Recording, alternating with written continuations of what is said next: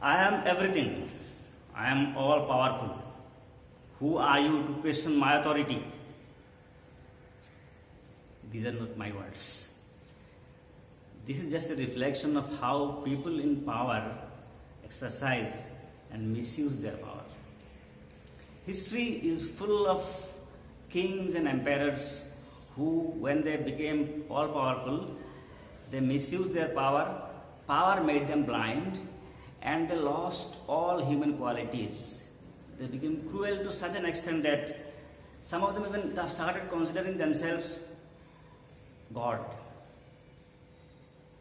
But the ultimate reality is that there is an end to every human life, and when the end comes, life continues, and those people, the arrogant, the cruel kings, their cruelty and their arrogance remain recorded.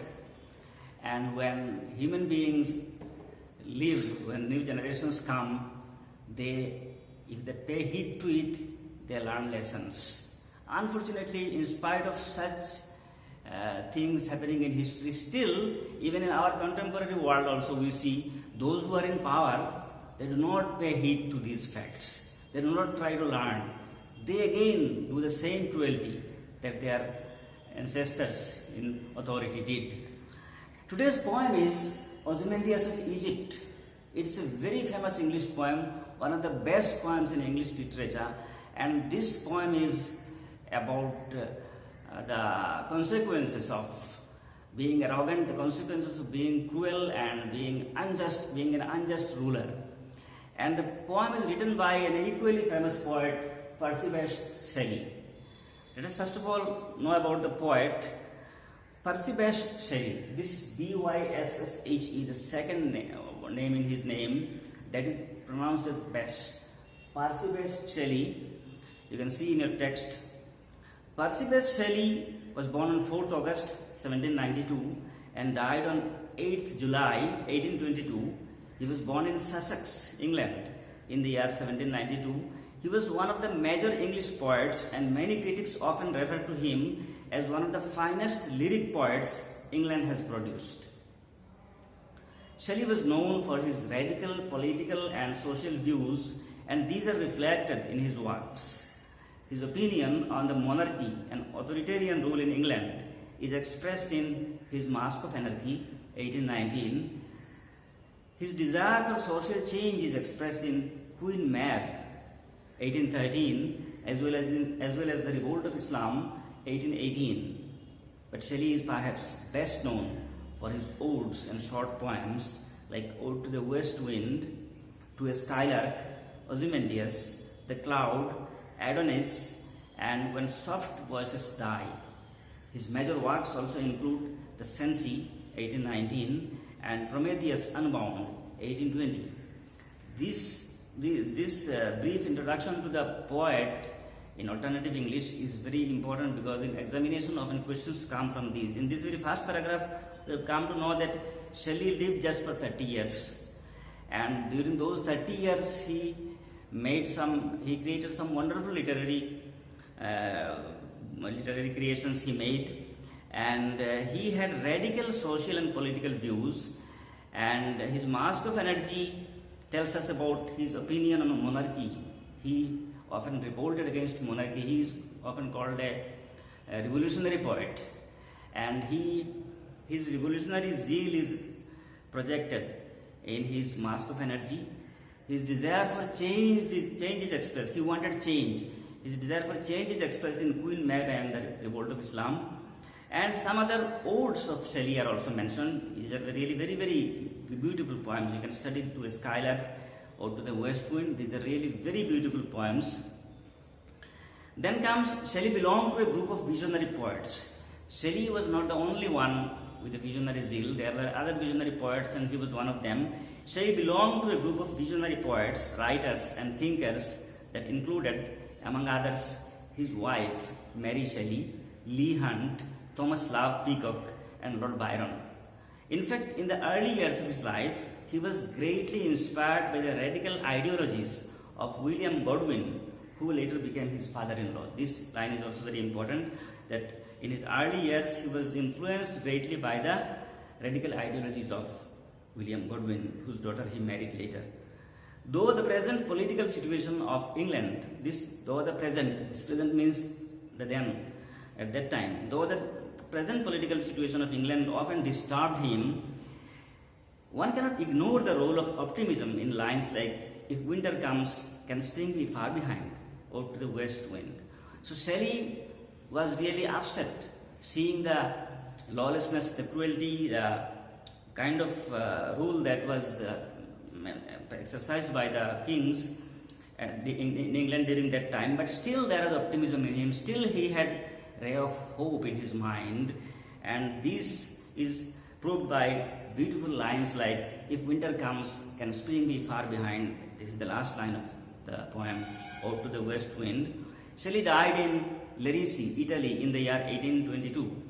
This is all about Shelley. He was one of the major romantic poets, and if you study Wordsworth, you will find Wordsworth he is influenced by the outward beauty of nature. In Keats, you will find Keats discovers beauty.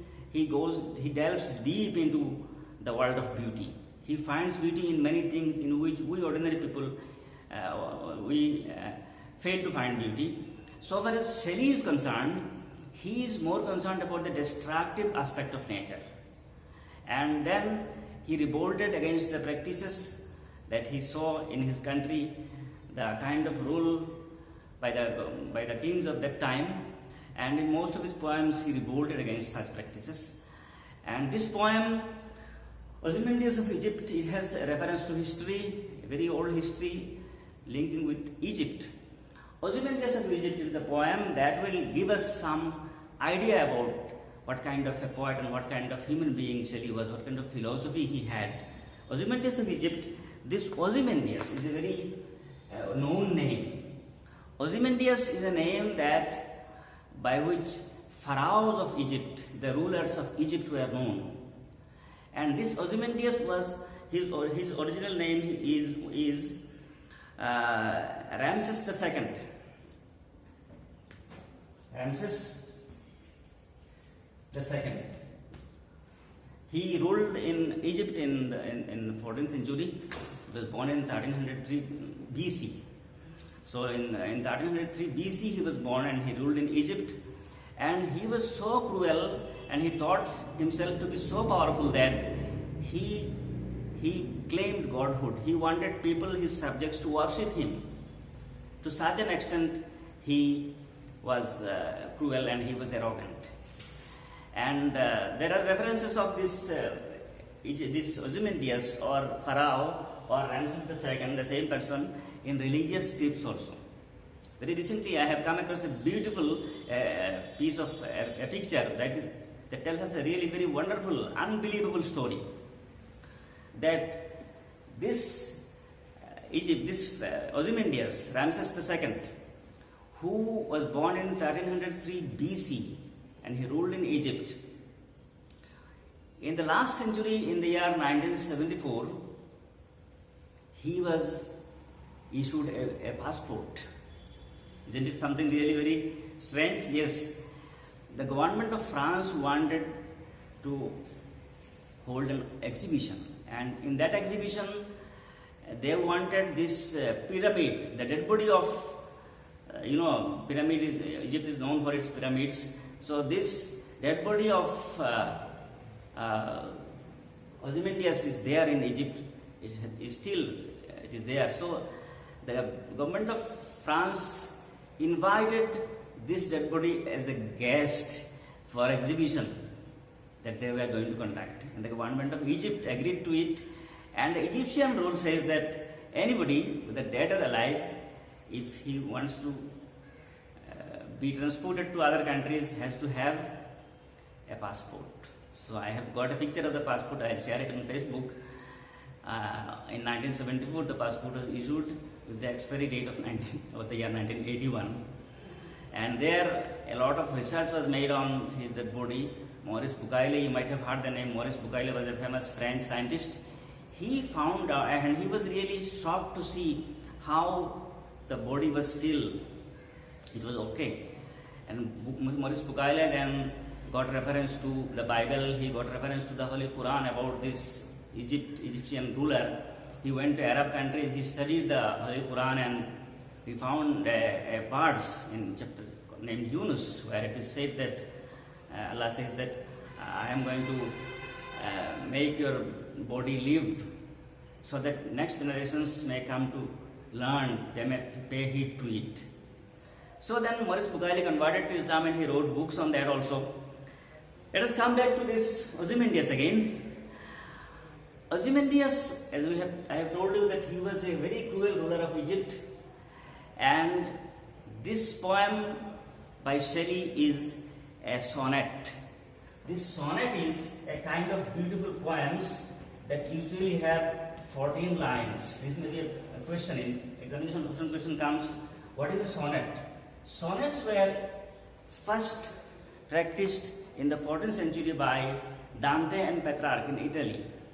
Later they came to England, and William Shakespeare gave the sonnets a new shape. Shakespeare is well known for his sonnets also, along with his dramas. He wrote 154 sonnets, beautiful poems they are. And Shelley's poem, this Ozymandias of Egypt, is also a sonnet. It contains 14 lines. One feature of the sonnet is that compared to the number of lines, the message that is conveyed, that is much more. Only 14 lines are used, but a lot of message is conveyed. This is exactly what will happen in this poem also. Let us see the text then.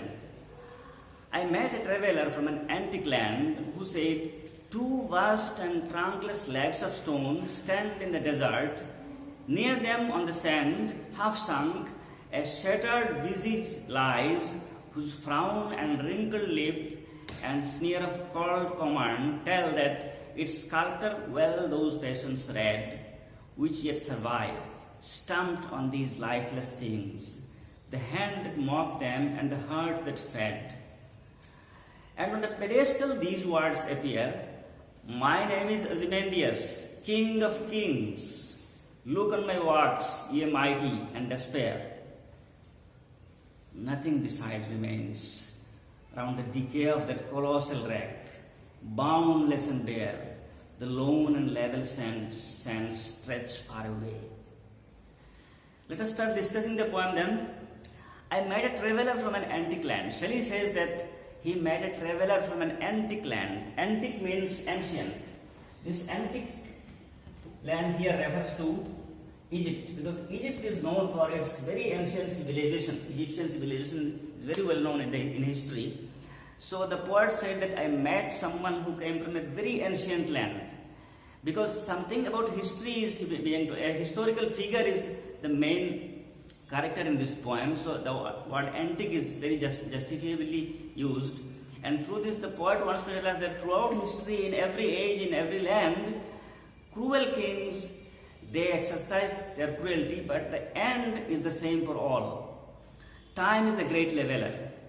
I met a traveler from an antique land who said, this traveler whom the poet met, that traveler came from Egypt, and this traveler told our poet Shelley, what did the traveler say? He told the poet that two vast and trunkless legs of stone stand in the desert. This is the first thing. You have to understand every word of this poem very minutely. You have to pay attention to it. The traveler said, two vast trunkless legs of stone. Vast, very huge in size, very large in size. Trunkless means without trunk. What is this trunk then? Trunk, it is a kind of box also we call trunk.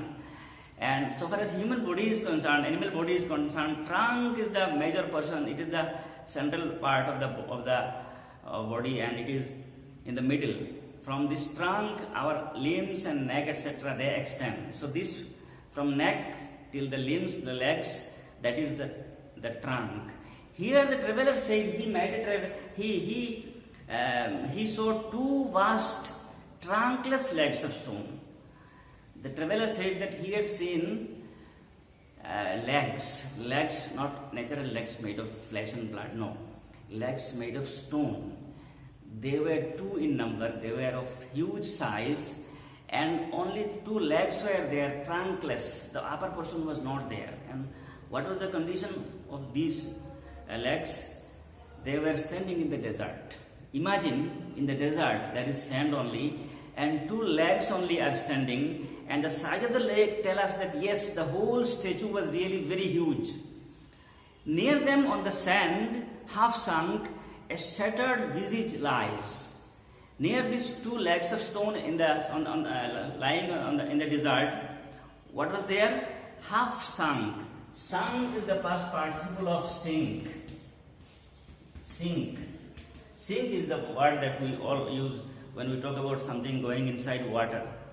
The ship sank. The Titanic sank. Here sink, instead of water you can imagine, you can use sand. That half sunk, a shattered visage, the word V-I-S-A-G-E, its meaning is face, very easy meaning, but the pronunciation is not that easy. Its pronunciation is like this.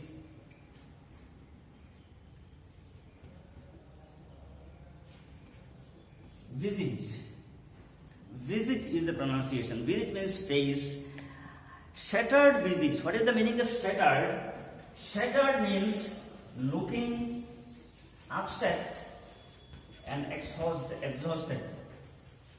Looking very upset and exhausted. If we have a cheerful face, there will be smile, the way I am smiling, it's a cheerful face. And if it is a shattered face, shattered appearance, it will be like this. The appearance shows you are upset, you are frustrated, you are exhausted. So such a face it was, and half person of this shattered face was inside the sand, and the half person that is visible through this half person, the traveler could see that there was frown. What is this frown? Frown is a facial expression when you want to convey your dissatisfaction. You are not happy with something, the way you do it. This is frowning. So a facial expression where you express your displeasure. So the half person of the face of this Ozymandias that the traveler saw, that half person that was under the sand, another half was visible. This another half that was visible on that particular person, a frown was there, and wrinkled lip. What is this wrinkled lip? Wrinkled means without smoothness. Wrinkled, devoid of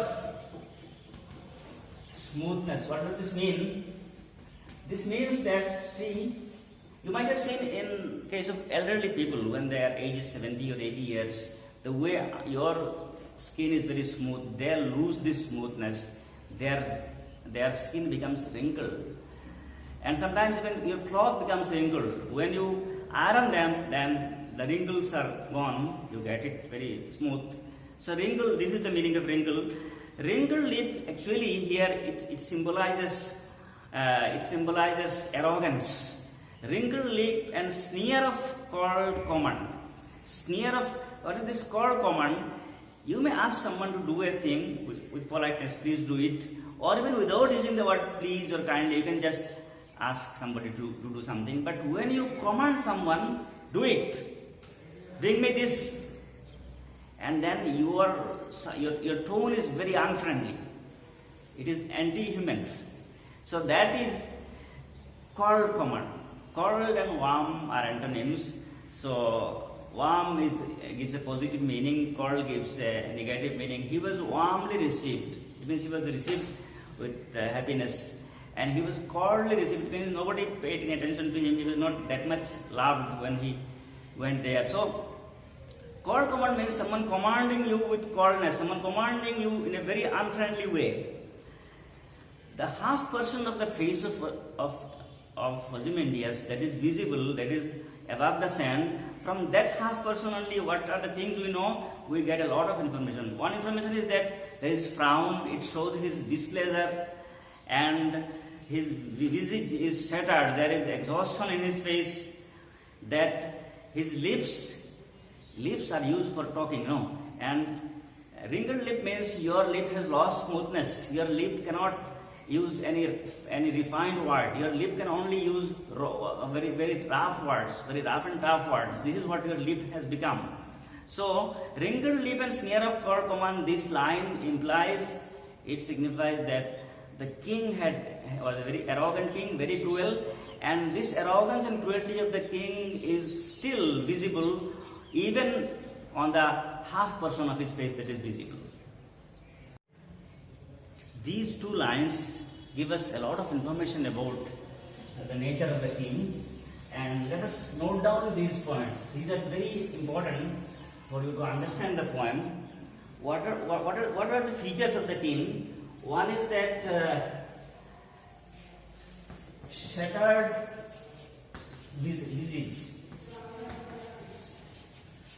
Another feature was frown. Then comes wrinkled lip.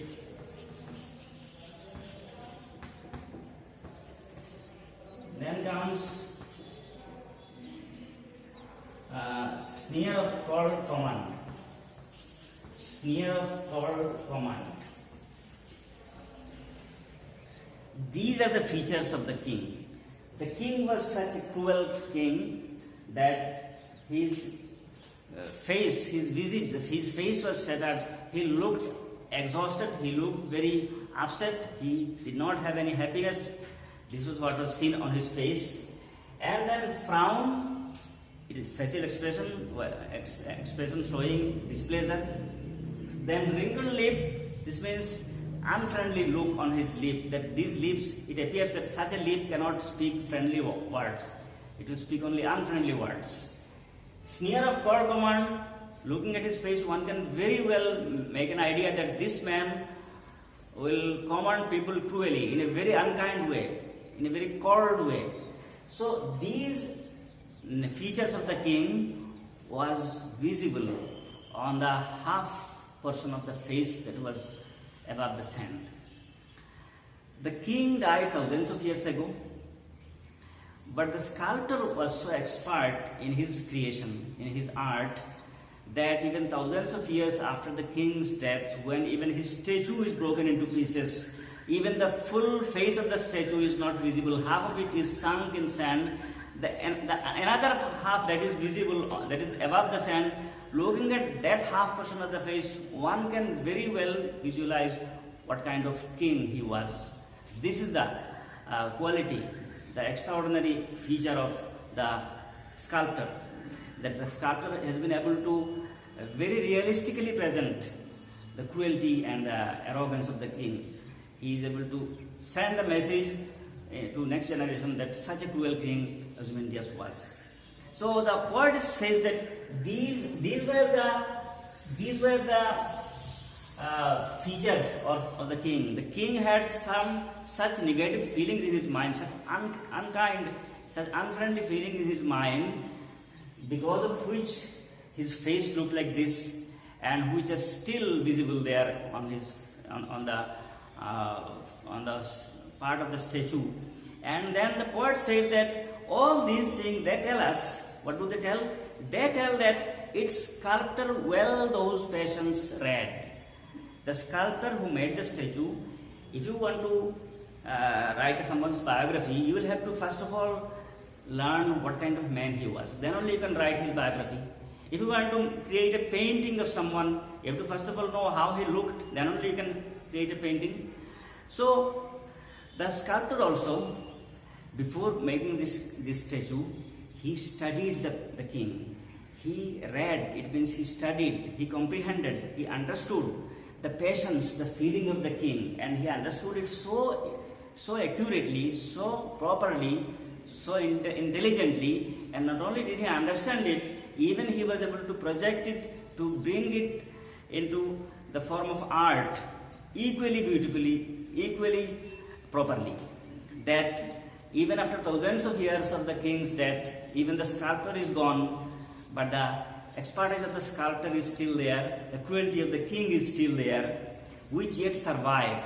What is this which it survived? This means these features, these feelings of the king, after thousands of years of his death, they still survive. They are still there. stamped means recorded on these lifeless things. A statue is made of stone. This is a lifeless thing. But on these lifeless things, the life of the king is so beautifully recorded, so appropriately recorded, so properly recorded. And the hand that mocked them and the heart that fed. This last line is very important. Why important? Because even sometimes this comes for explanation. The hand that mocked them and the heart that fed. The hand here refers to the hand of the sculptor who created the statue. And it is obvious that since the king was he considered himself God, he considered himself all powerful, he was very arrogant and cruel. While the sculptor was creating the statue, he must have mocked at this power and arrogance of the king, that King Sahab, Babuji, you think you are all powerful, you are everything, but I am creating your statue in such a way that your originality, your reality is being recorded. People, the generations that are to come, the coming generations will know you from my creation. So at that time, the hand of the sculptor, the hand that mocked them, the hand of the sculptor, while using his hand in making the statue, must have mocked at the power of the king. And the heart that fed, this heart refers to the heart of the king, because it is the king's heart, Ozymandias' heart, that fed here means entertained, it embraced. The heart of the king had all these feelings, the heart of the king embraced and entertained these feelings, and the hand of the sculptor mocked at such vain power of the king, that your power is vain, it is useless, and this will be known to the whole world through my creation. So see the arrogance of the king in the next stanza. And on the pedestal these words appear. Pedestal is the stand on which the statue is installed. And on the pedestal of these words appear. Usually, wherever you see any statue on the pedestal, some quotation from that particular person is given. If you see Netaji Subhash Chandra Bose or Gandhi's statue, some quotation from that particular individual is recorded here. So this is what was done on the pedestal of the statue of Ozymandias. These were the words of Ozymandias. What were the words? You see the arrogance that is seen here. My name is Ozymandias, King of Kings. He is telling the world, those who will go and see his statue, that my name is Ozymandias, King of Kings. Look on my works. You see how I have done, how I have ruled my country. Ye mighty. This word ye, it means either it is the or it means you. Why ye the or why ye you? Either of these two meanings is applicable here. Ozymandias is telling the other kings of the world, you are also king, you also rule your country, but I am also a king. But see my king, my power. You other kings of the world, see my power, my work, and seeing my power, you will definitely feel shame. You will be hopeless. You will see that you are nothing compared to me. You are so inferior. I am so superior. This was what the king, this kind of idea the king had about himself. My name is Ozymandias, King of Kings. Look on my works, ye mighty, and despair. And then what happens? This was what King Ozymandias was. But what happened after his death? What is the reality? The reality is that time is the great leveler. See what time has done. Now, after years of his death, his very statue is now broken into pieces. The upper portion is gone. The two legs are standing without trunk. And the face is, again, it is placed in a nearby place.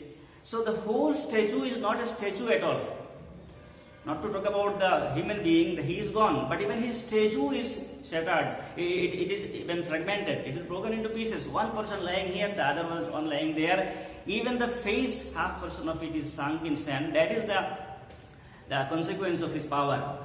And then the poet is saying that this is the reality. Nothing beside remains. The king, he arrogantly told other kings, see my work and despair. But the reality is that nothing beside remains. Nothing is there.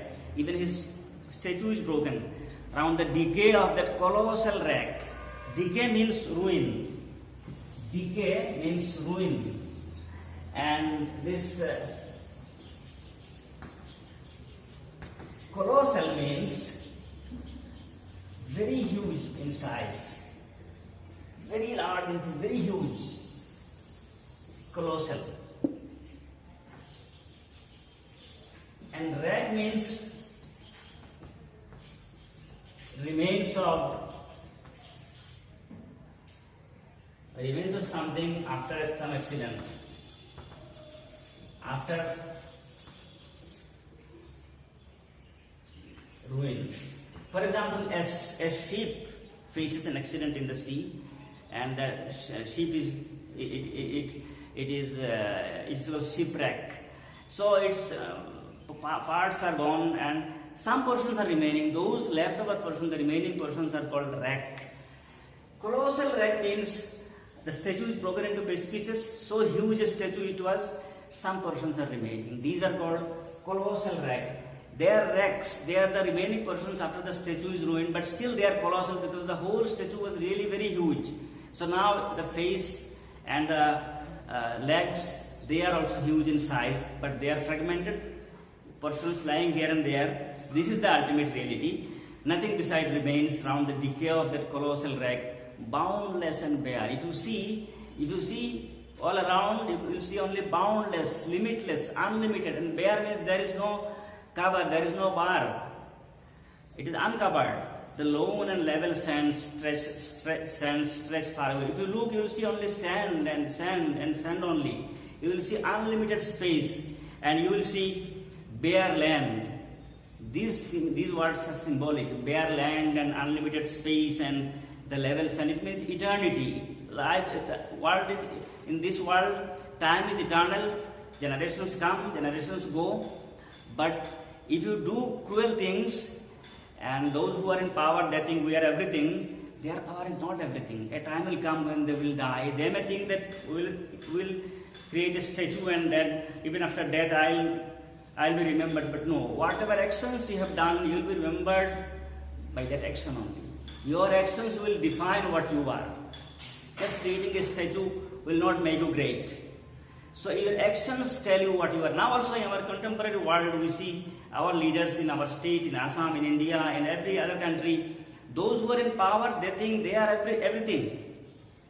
Even in our country, although in the name of democracy, you see how people are sent to jail and they are unjustly treated.